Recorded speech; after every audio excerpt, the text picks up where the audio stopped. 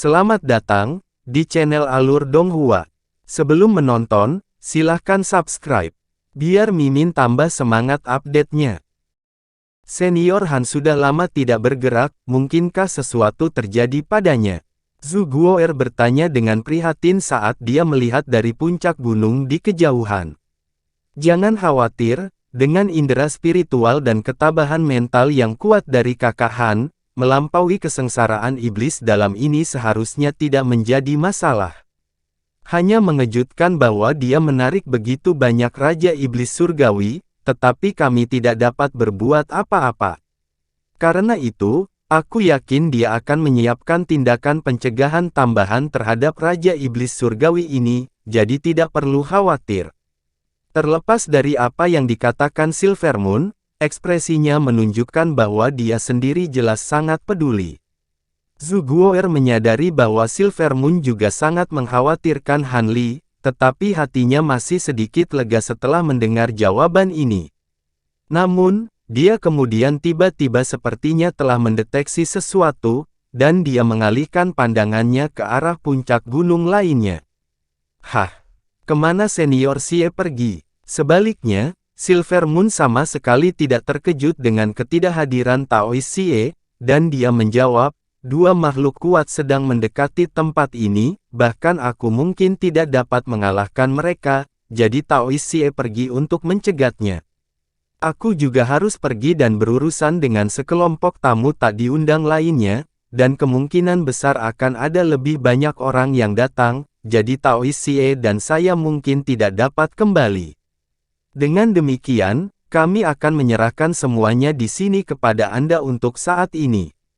Jika sesuatu terjadi di dalam baskom, pastikan untuk segera memberitahu kami.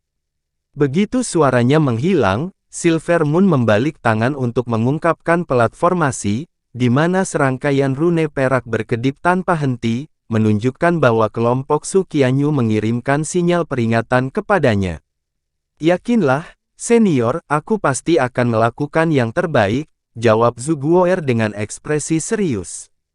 Bagus, aku akan pergi sekarang, jawab Silvermoon dengan anggukan sebelum segera terbang menjauh sebagai seberkas cahaya perak. Tinggi di udara puluhan ribu kilometer jauhnya, Taoist Xie menghadapi sepasang makhluk tahap integrasi tubuh dengan tangan tergenggam di belakang punggungnya. Dua kultivator integrasi tubuh terdiri dari pria kekar berjanggut lebat, dan seorang wanita berbaju hitam.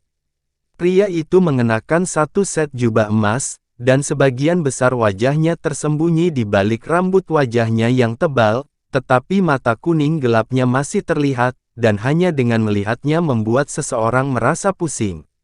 Adapun wanita itu, dia cukup cantik dan memiliki gumpalan cahaya hitam yang memancar dari tubuhnya. Ada ki iblis samar yang dilepaskan oleh mereka berdua, menunjukkan itu makhluk iblis tahap integrasi tubuh. Secara khusus, wanita itu berada di tahap akhir integrasi tubuh. Namun, keduanya saat ini memiliki tatapan ketakutan di mata mereka, dan wajahnya memucat secara drastis di hadapan aura menakutkan yang memancar dari tubuh Taoist Xie. Tekanan yang diberikan kepada mereka oleh Taoist Xie bahkan melampaui tekanan dari Patriark Ao Xiao, dan tidak diragukan lagi di mata mereka bahwa pemuda ini adalah makhluk tahap kenaikan besar yang terlalu kuat untuk dilawan. Akhirnya, wanita itu berhasil menenangkan diri sebelum memberi hormat. Ini pertama kalinya kita bertemu, Senior, tolong maafkan aku jika kami tidak sengaja menyinggungmu. Dia tertegun oleh kenyataan bahwa makhluk menakutkan seperti itu tiba-tiba muncul untuk menghentikannya, tetapi dia juga cukup lega melihat bahwa Taoist Xie tidak memiliki ki jahat di dalam tubuhnya. Kalau tidak, jika mereka berdua telah mengidentifikasi Taoist Xie sebagai leluhur suci, mereka akan segera berbalik dan melarikan diri untuk hidupnya. Kamu sama sekali tidak menyinggung perasaanku, tetapi mulai sekarang, kamu harus tetap di sini. Jika kamu mengambil bahkan setengah langkah dari tempat ini, aku akan segera membunuh kalian berdua, kata Taoist Xie sambil terus melepaskan tekanan spiritualnya yang menakutkan. Mungkinkah fenomena yang terjadi tadi ada hubungannya denganmu, senior? Pria berjubah emas kekar bertanya. Kamu tidak perlu tahu itu, jawab Taois Xie tanpa ekspresi. Meskipun ada banyak pikiran yang melintas di benak wanita itu, dia masih langsung setuju, begitu. Dalam hal ini, kami pasti akan mengikuti instruksi Anda dan tinggal di sini selama Anda ingin kami melakukannya, senior. Taois Xie mengangguk sedikit setelah mendengar ini, lalu mengalihkan pandangannya ke arah pria kekar itu. Senyum masam muncul di wajah pria berjubah emas itu, dan dia juga menjawab, aku tidak akan berani menentang keinginanmu, senior. Baru pada saat itulah Taois Xie menarik auranya yang menakutkan, tetapi dia tetap berdiri di tempat tanpa menunjukkan niat untuk pergi. Wanita dan pria kekar itu bertukar pandang, lalu masing-masing melepaskan roda hitam dan labu kuning. Setelah itu, mereka berdua duduk di atas hartanya dan tampaknya mulai bermeditasi. Namun, pada kenyataannya, mereka berdua menggunakan teknik rahasia indera spiritual yang sangat langka dari ras iblis untuk berkomunikasi satu sama lain. Rekan Taois Phoenix, menurutmu siapa pria ini? Dia sepertinya bukan manusia atau iblis, tapi mengapa makhluk asing yang begitu kuat muncul di perbatasan wilayah manusia dan iblis kita? Mungkinkah dia mengincar hal itu juga? Sejak kapan kedua ras kita mengizinkan makhluk asing di tahap Grand Ascension memasuki wilayah kita sesuka mereka? Suara pria kekar itu diwarnai dengan sedikit kemarahan saat terdengar di benak wanita itu. Itu sulit untuk dikatakan, rekan Daois Dong Tian. Karena invasi iblis, banyak formasi super yang melindungi dua ras kita telah dihancurkan, jadi tidak akan terlalu sulit bagi makhluk tahap Grand Ascension untuk menyelinap ke dalam dua ras kita. Sebagai makhluk tahap Grand Ascension, benda itu seharusnya tidak banyak berguna baginya, jadi dia kemungkinan besar tidak ada di sini untuk tujuan itu. Saya menduga dia kebetulan melakukan sesuatu di sini, dan kami bertemu dengannya di waktu yang salah. Syukurlah, dia sepertinya tidak berniat membunuh kita selama kita tidak memprovokasi dia, jawab wanita itu. Keduanya tidak lain adalah dua Raja Iblis, Raja Black Phoenix Xiao Guan, dan Raja Tikus Dong Tian yang misterius. Han Li pernah bertemu Xiao Guan sekali selama Myriad Treasure Convention, tapi dia hanya pernah mendengar tentang Raja Tikus Dong Tian. Sekarang mereka berdua muncul di tempat yang sama pada waktu yang sama, mereka tentu saja tidak bisa keluar hanya untuk jalan-jalan santai. Namun, mereka berdua tidak pernah berpikir akan secara paksa terjebak di sini oleh makhluk panggung kenaikan besar. Keduanya merasa sangat frustrasi, tetapi mereka secara alami tidak berani menentang makhluk panggung kenaikan agung, jadi hanya bisa berharap bahwa mereka akan dibebaskan setelah Taois Xie menyelesaikan apapun yang dia lakukan. Adapun fenomena di kejauhan, sekarang kedua Raja Iblis tahu bahwa itu ada hubungannya dengan makhluk tahap kenaikan agung ini, mereka secara alami tidak berani mengorek masalah ini lebih jauh. Aku tidak akan begitu yakin tentang itu. Benda itu tidak akan banyak berguna bagi orang ini, tapi mungkin dia mencoba mengamankannya untuk juniornya. Jika kita melewatkan benda itu, kita bisa kehilangan kesempatan terakhir kita untuk maju ke tahap Grand Ascension. Mouse Monarch Dong Tian berkomunikasi saat ekspresinya sedikit gelap. Jika itu benar-benar terjadi, maka kita hanya bisa meratapi nasib buruk kita. Apakah kamu akan bersaing dengan tahap Grand Ascension untuk hal itu? Wanita itu bertanya dengan pasrah setelah hening sejenak. Jika pria ini benar-benar ada di sini untuk hal itu, maka aku tidak punya pilihan selain mengakuinya. Adapun apakah memang benar demikian, aku yakin kita akan tahu setelah fenomena di kejauhan selesai, Raja Tikus Dong Tian menjawab. Wanita itu hanya menutup matanya dan tidak menanggapi hal ini, dan tak lama kemudian, Raja Tikus Dong Tian juga menutup matanya untuk bermeditasi. Tao Xie tampaknya sama sekali tidak menyadari percakapan rahasia yang baru saja terjadi di antara mereka, dan terus berdiri tanpa ekspresi. Sementara itu, Silver Moon telah memanggil proyeksi serigala perak besar di tempat lain di pegunungan, dan saat ini sedang merobek sekelompok makhluk jahat. Garis-garis cahaya perak yang tak terhitung jumlahnya melintas di udara di sekitar proyeksi serigala raksasa, memotong-motong makhluk jahat dengan kekuatan yang tak terhentikan. Tiba-tiba, ledakan keras terdengar, dan proyeksi serigala raksasa dihentikan dengan dingin di jalurnya oleh perisai besar yang dipegang oleh iblis tua berkepala 2 dan berlengan 4. Setan yang lebih tua tingginya sekitar 40 kaki, dan penampilannya sangat mengerikan, memegang perisai, pentungan, palu, dan tongkat di keempat tangannya. Setelah menghentikan proyeksi serigala dengan perisai raksasanya, tatapan ganas melintas di mata iblis tua itu, dan dia langsung menyerang dengan 3 senjatanya untuk menyerang proyeksi serigala perak dengan kekuatan yang menghancurkan. Akibatnya, proyeksi itu langsung hancur di tengah lolongan kesedihan, dan karena hubungan spiritual yang dia bagikan dengan proyeksi itu, wajah Silver Moon sedikit memucat saat dia memuntahkan seteguk darah, menodai bagian depan gaunnya. Meskipun Silver Moon telah mencapai tahap integrasi tubuh, dia baru saja naik ke level ini, dan kekuatannya masih jauh lebih rendah daripada iblis tua berpengalaman dari basis kultivasi yang sama.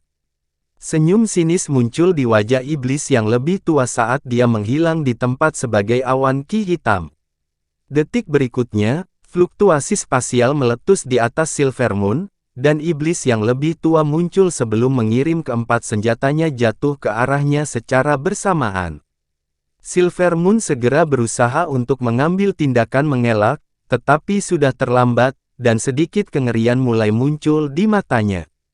Namun, tepat pada saat ini, proyeksi pedang abu-abu tiba-tiba muncul diam-diam di belakang iblis tua itu, lalu menyapu lehernya dalam sekejap. Setelah itu dia langsung dipenggal, dan pilar darah meletus beberapa kaki ke udara.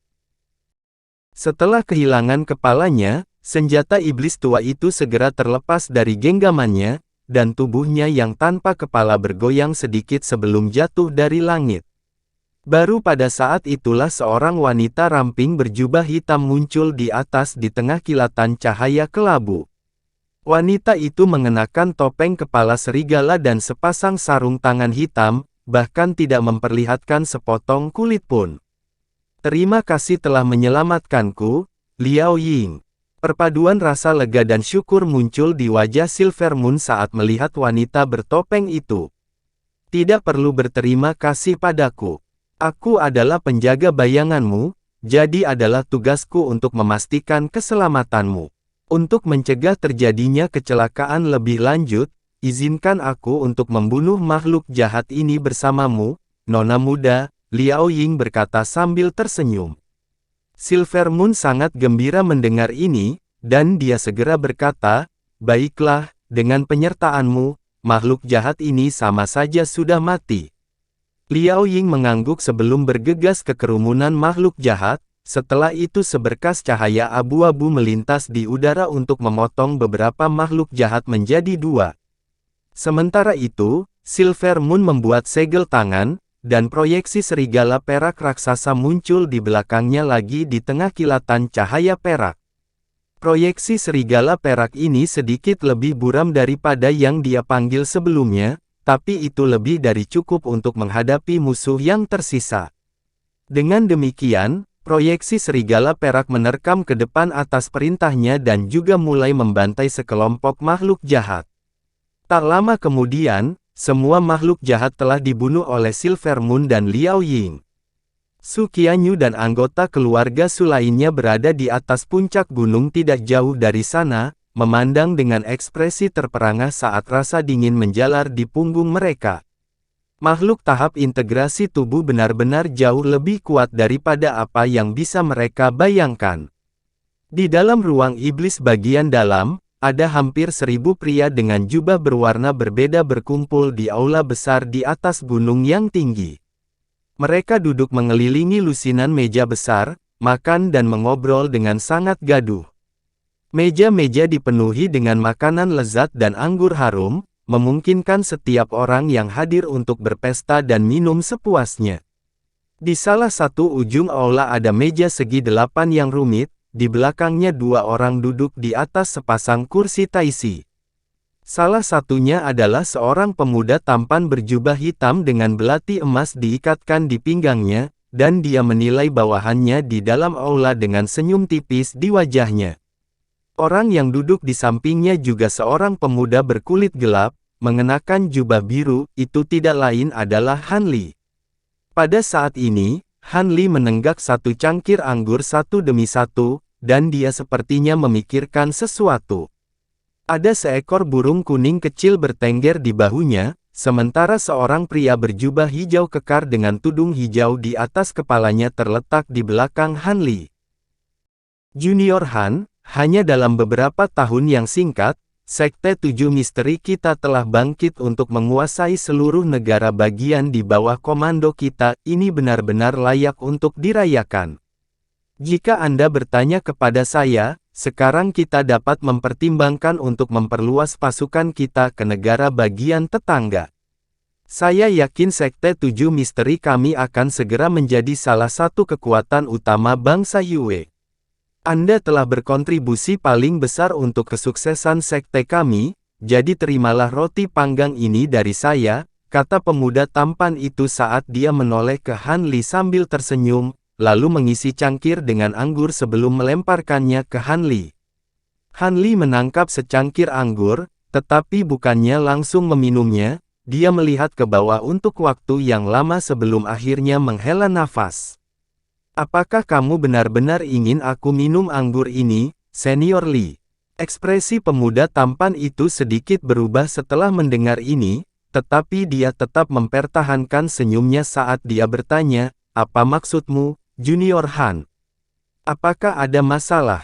Mata Han Li sedikit menyipit, dan dia tiba-tiba menumpahkan semua anggur di cangkir ke tanah.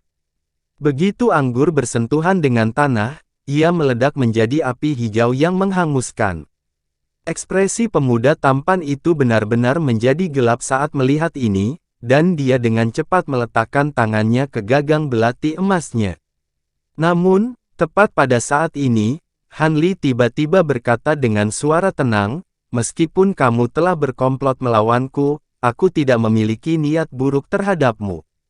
Apa maksudmu dengan itu? Pada titik ini, tidak ada lagi yang bisa kusembunyikan, Sekte 7 Misteri hanya dapat memiliki satu ketua sekte sejati, jadi hanya satu dari kita yang dapat keluar dari tempat ini hidup-hidup, pria tampan itu pria muda itu berkata dengan tatapan sinis di matanya. Kamu benar-benar hanya penipu. Li Feiyu yang sebenarnya tahu di mana letak aspirasiku yang sebenarnya, dia tidak akan sebodoh itu untuk berpikir bahwa aku akan membungkuk untuk bersaing dengannya untuk peran Master Sekte, kata Han Li dengan senyum tenang, dan ekspresi terkejut muncul di wajah pemuda itu setelah mendengar ini. Namun, sebelum dia memiliki kesempatan untuk mengatakan hal lain, Han Li tiba-tiba membuat gerakan meraih, di mana sebuah pedang panjang berwarna biru langsung muncul di genggamannya sebelum ditebas di udara. Pria berjubah hijau kekar di belakangnya segera diiris menjadi dua, dan dua bagian tubuhnya jatuh ke tanah, berubah menjadi dua semburan ki hitam yang naik ke udara. Segera setelah itu, pemuda tampan dan semua pria yang sedang makan di ruangan itu langsung menghilang satu persatu. Detik berikutnya, bahkan seluruh aula besar menghilang di tengah ledakan gemuruh. Setelah semuanya menjadi jelas lagi, Han Li mendapati dirinya berdiri di jalan lebar dengan serangkaian kultivator manusia kondensasi Qi dan tahap pendirian yayasan berjalan melewatinya. Ini adalah pasar kultivator tingkat rendah di dunia manusia, dan saat Han Li dilanda rasa keakraban, dia segera kehilangan ingatannya, dan reinkarnasi lain dimulai. Karena itu, dia terus melalui satu skenario seperti mimpi satu demi satu. Setiap skenario berlangsung antara dekade dan abad, dan semuanya sangat realistis. Selain itu, ingatannya terus-menerus disegel, jadi tidak ada kecurigaan yang muncul di dalam hatinya. Namun, indera spiritual Han Li terlalu kuat, dan dalam hubungannya dengan semua teknik rahasia penambah indera spiritualnya, dia selalu dapat memecahkan segelnya sendiri dan terbangun dari ilusi. Setelah itu, dia akan dengan sabar mencari orang yang ditiru oleh iblis dalam, lalu membunuhnya untuk membebaskan dirinya dari ilusi. Dari dunia luar, Han Li baru saja melampaui kesengsaraan iblis batinnya selama beberapa jam, tetapi kenyataannya, dia telah menghabiskan lebih dari 10 masa hidup di ruang iblis batin. Namun, saat dia mengalami lebih banyak reinkarnasi, Han Li mampu membangunkan dirinya lebih awal dan lebih awal dari ilusi setiap saat. Dengan demikian, waktu perlahan berlalu, dan Han Li dapat melarikan diri dari reinkarnasi lebih cepat. Setelah hampir setengah hari berlalu di dunia luar, Han Li telah mengalami hampir 100 reinkarnasi, tetapi dengan setiap reinkarnasi yang dia bebaskan, dia menjadi lebih tenang. Selama reinkarnasi ini, iblis batin telah menyamar sebagai orang tua, adik perempuan, teman baik, dan bahkan orang-orang seperti Nangong Wan dan Valet Spirit. Namun, semuanya telah dibunuh tanpa ampun oleh Han Li. Dalam kemarahan dan frustrasi, iblis batin mulai menyamar sebagai Dr. Mo, Zenith Yin, dan musuh kuat masa lalu Han Li lainnya, tetapi tetap tidak berhasil. Di dalam ruang iblis bagian dalam, Han Li sedang dalam proses menarik tangan emas berkilauan dari dada seorang pria tua berambut putih yang ketakutan. Semburan api perak meletus dari dada lelaki tua itu, dan tubuhnya langsung tersulut. Pria tua itu kemudian naik ke udara sebagai semburan ki hitam, melarikan diri dari api perak yang menghanguskan sebelum berubah menjadi proyeksi hantu yang marah. Jadi kamu berhasil melihat melalui reinkarnasi ini juga. Kamu benar-benar bajingan tak berperasaan, kamu bahkan telah membunuh tuan yang memberi makan dan mengajarimu selama bertahun-tahun tanpa ragu-ragu.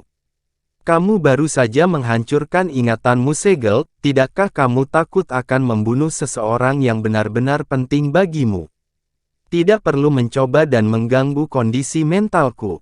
Selama beberapa reinkarnasi pertama, mungkin aku akan lebih ragu, tapi aku sudah mengalami hampir 100 reinkarnasi pada saat ini, dan ketabahan mentalku lebih kuat dari sebelumnya, jadi tidak mungkin saya membuat kesalahan seperti itu. Sebaliknya, Anda terlihat seperti kehabisan trik. Anda tidak dapat menemukan titik lemah untuk dieksploitasi dalam ingatan saya, jadi Anda mengarang beberapa karakter yang bahkan tidak ada untuk mencoba dan mempengaruhi saya, betapa menyedihkan. Han Li menjawab dengan sikap tanpa ekspresi. Begitukah? Kemudian reinkarnasi berikutnya, aku akan berubah menjadi abadi sejati. Mari kita lihat bagaimana kamu akan membunuhku. Iblis batin meraung dengan amarah, tampaknya di ujung akalnya. Lelucon yang luar biasa. Bahkan aku belum pernah melihat keabadian sejati sebelumnya, bagaimana kamu akan berubah menjadi abadi. Selain itu, aku tidak akan memberimu kesempatan untuk melanjutkan permainan konyol ini lagi. Tiba-tiba, tanda pedang hijau muncul di lengan bawah Han Li saat dia berbicara. Setelah itu, fluktuasi spasial meletus, dan pedang panjang berwarna hijau muncul di genggamannya, yang langsung ditebasnya ke arah proyeksi hantu. Tidak mungkin. Bagaimana kamu memiliki kekuatan sihir yang cukup untuk menggunakan pedang surgawi yang mendalam itu? Proyeksi hantu melolong ngeri, dan segera mencoba mengambil tindakan mengelak, tapi sudah terlambat. Semburan fluktuasi energi yang dijiwai dengan kekuatan hukum langit dan bumi segera turun ke seluruh ruang.